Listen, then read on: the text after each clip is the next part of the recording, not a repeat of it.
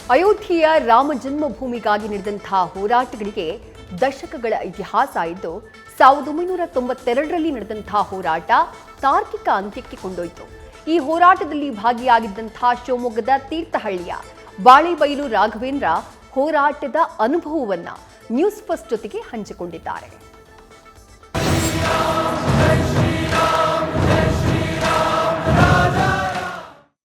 ಕರ್ನಾಟಕದಿಂದ ಸಾವಿರಾರು ಸಂಖ್ಯೆಯ ಕರಸೇವಕರು ಹೊರಟಿದ್ರು. ನಾನು ತೀರ್ಥಹಳ್ಳಿಯವನಾದರೂ ಮೈಸೂರಿನಲ್ಲಿ ಓದ್ತಾ ಇರೋ ಕಾರಣಕ್ಕಾಗಿ ಅಲ್ಲಿಂದ ಕರಸೇವೆಗೆ ನನ್ನದೇ ಆದಂಥ ಒಂದು ತಂಡವನ್ನು ಕಟ್ಕೊಂಡು ಹೊರಟಿದ್ದೆ. ಮಧ್ಯಪ್ರದೇಶ ತನಕನೂ ನಮ್ಮ ಯಾತ್ರೆ ನಿರಾತಂಕವಾಗಾಯಿತು. ಮಧ್ಯಪ್ರದೇಶದ ಗಡಿಭಾಗ ಉತ್ತರ ಪ್ರದೇಶಕ್ಕೆ ಹೋಗುವಂಥ ಒಂದು ಊರು ಚಿತ್ರಕೂಟ ಅಂಥೇಳಿ, ಅಲ್ಲಿ ನಮ್ಮನ್ನು ಬಂದೋಬಸ್ತಿನ ಪೊಲೀಸರು ಗಡಿಯನ್ನು ದಾಟದೇ ಇರೋ ರೀತಿಯಲ್ಲಿ ಸುತ್ತಲೂ ಸರ್ಚ್ ಲೈಟ್ ಎಲ್ಲ ಹಾಕಿ ವಿಪರೀತ ಭದ್ರತಾ ಪಡೆಗಳನ್ನು ನೇಮಿಸಿ ನಾವು ಉತ್ತರ ಪ್ರದೇಶಕ್ಕೆ ಒಳಗೆ ಎಂಟ್ರಿ ಆಗದೇ ಇರುವಂಥ ಒಂದು ಸ್ಥಿತಿಯನ್ನು ನಿರ್ಮಾಣ ಮಾಡಿದರು.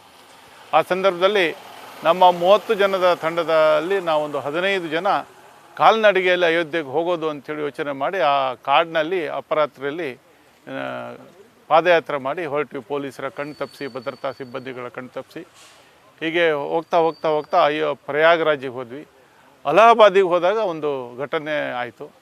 ನಾವು ಒಟ್ಟಾರೆ ಆಗಿ ಹೋದರೆ ಕರಸೇವಕರನ್ನು ಕಂಡಲ್ಲಿ ಹಿಡಿದು ಭದ್ರತಾ ಸಿಬ್ಬಂದಿಗಳು ಕಾರಾಗೃಹಕ್ಕೆ ಕಳಿಸ್ತಾ ಇರುವಂಥ ಸಂದರ್ಭ. ಹಾಗಾಗಿ ಅವರನ್ನು ಕಣ್ಣು ತಪ್ಪಿಸಿ 4 ಜನರ ತಂಡ ಮಾಡಿ ಹೋಗುವಂಥ ಸಂದರ್ಭದಲ್ಲಿ ಇದ್ದಕ್ಕಿದ್ದ ಹಾಗೆ ಒಂದು 3-4 ಜೀಪಿನಲ್ಲಿ ಪೊಲೀಸರು ಬಂದು ನಮ್ಮನ್ನು ತಡೆಗಟ್ಟಿದ್ರು.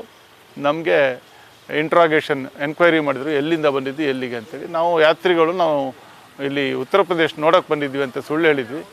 ಎಲ್ಲಿಗೆ ಉತ್ತರ ಪ್ರದೇಶದಲ್ಲಿ ಎಲ್ಲಿ ಕೇಳಿದ್ರು. ನಾವು ಆನಂದ ಭವನ್ ನೋಡಬೇಕು ಅಂಥೇಳಿ ಹೊರಟಿದ್ದೀವಿ ಅಂತ ಹೇಳಿದ್ರು. ಆ ಸಂದರ್ಭದಲ್ಲಿ ಅಲ್ಲಿಯ ಪೊಲೀಸ್ ಸಿಬ್ಬಂದಿ ನೆಗಾಡಿದರು, ಆನಂದ ಭವನ್ ನಿಮ್ಮ ಪಕ್ಕದಲ್ಲೇ ಇದೆ, ನಮ್ಮ ಹತ್ರ ಸುಳ್ಳು ಹೇಳ್ತಾ ಇದ್ದೀರಿ ಅಂತ ಹೇಳಿದರು. ಹೇಗೋ ಮಾಡಿ ಅವ್ರ ಕಣ್ಣು ತಪ್ಪಿಸಿ ಇನ್ನೊಂದು ಸ್ವಲ್ಪ ದೂರ ಮಾರುತಿ ವ್ಯಾನ್ಗಳಲ್ಲಿ ಬಂದು ನಮ್ಮನ್ನೆಲ್ಲ ತುಂಬಿಸ್ಕೊಂಡ್ರು. ಆ ವ್ಯಾನ್ನಲ್ಲಿ ನಮಗೆ ಹಸಿವು ಇಂಗಿಸುವಂಥ ಎಲ್ಲ ಪರಿಕರಗಳಿದ್ದವು. ಸೇಬು ಹಣ್ಣು, ಕಿತ್ತಳೆ ಹಣ್ಣು, ಮೊಸರು, ಹಾಲು ಎಲ್ಲ. ಅವರು ನಮಗೆ ಅತ್ಯಂತ ಸುಸಜ್ಜಿತವಾಗಿ ಸುವ್ಯವಸ್ಥಿತವಾಗಿ ಮುಂದಿನ ಪ್ರಯಾಣಕ್ಕೆ ಅನುಕೂಲ ಆಗುವ ರೀತಿಯಲ್ಲಿ ಪ್ರಯಾಗರಾಜ್ ರೈಲ್ವೆ ಸ್ಟೇಷನ್ನಲ್ಲಿ ಅಯೋಧ್ಯೆ ಕಡೆಗೆ ಹೋಗುವಂಥ ಒಂದು ಟ್ರೈನನ್ನು ಹತ್ತಿಸಿ ಇಂಥ ಕಡೆ ಇಳಿಬೇಕು ಅಂತ ಹೇಳಿದರು.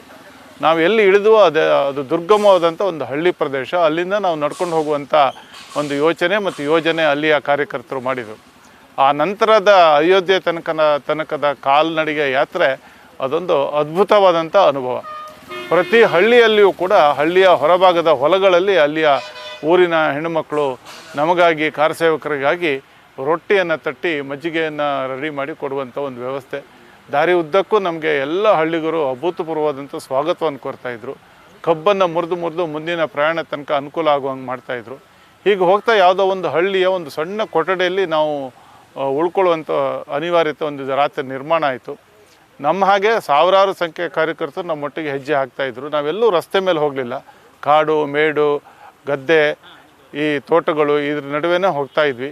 ಆದರೆ ಎಲ್ಲಿಯೂ ನಮಗೆ ಆಹಾರದ ಸಮಸ್ಯೆ ಆಗಲಿಲ್ಲ. ಪ್ರತಿಯೊಂದು ಊರಿನಲ್ಲಿಯೂ ಅತ್ಯಂತ ಗೌರವದಿಂದ ಅತ್ಯಂತ ಭಕ್ತಿ ಭಾವದಿಂದ ನಮ್ಮನ್ನು ಅಯೋಧ್ಯೆಗೆ ಹೋಗುವ ಕಾರಸೇವಕರು ಅಂಥೇಳಿ ಅಲ್ಲಿಯ ಹಳ್ಳಿಯ ಜನ ನೋಡಿಕೊಂಡ್ರು. ನ್ಯೂಸ್ ಫಸ್ಟ್ ನಿರ್ಭೀತಿಯಿಂದ ನಿಮ್ಮ ಪರವಾಗಿ.